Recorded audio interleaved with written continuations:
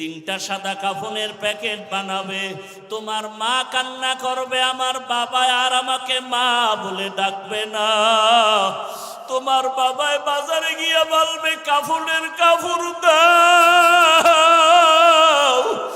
ওরে আবার ইমামের বলবে ইমাম সাহেব আসেন, জানাজা পড়াইয়া দেন। কেউ যাবে বাঁশবাগানে কবর খননের জন্য, কেউ যাবে ঘরের পেছনে গরম পানি দিয়ে গোসল করাবার পানি রেডি করার জন্য। ওরে আজকে তুমি কত দাম, কত বাহাদুরি দেখাও।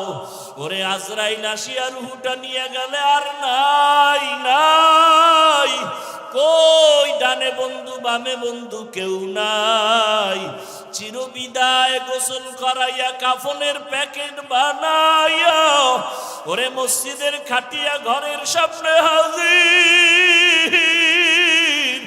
ওই খাটের মধ্যে যখন উঠাইয়া জানাজার প্যান্ডেলে নিয়ে যাবে তোমাকে আমাকে, ঘরের থেকে মা জানালা দিয়া বলবে আমার বাবারে কই নাও, কোথায় নাও?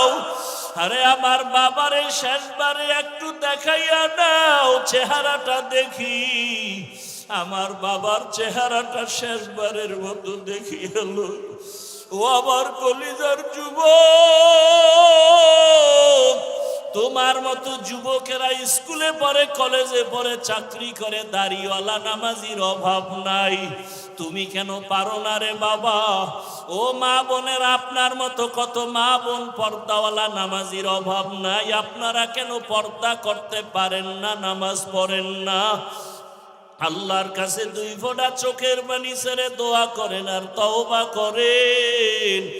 আমার মাওলাকে কান্না করে বলতে থাকেন, ও আল্লাহ মাফ করিয়া দাও। ওরে যাদের চোখে পানি নাই, গুনার কারণে দিলটা পাথর